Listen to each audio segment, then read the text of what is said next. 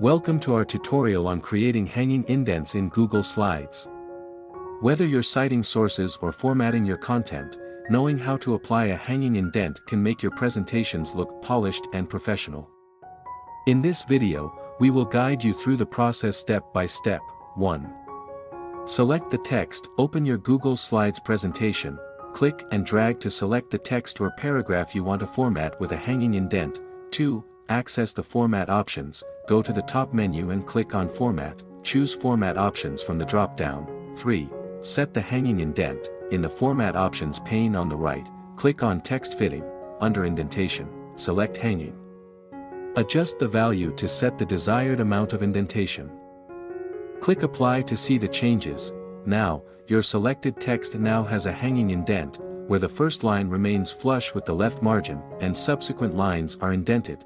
If this tutorial helped you, please give us a thumbs up and subscribe for more tech tips.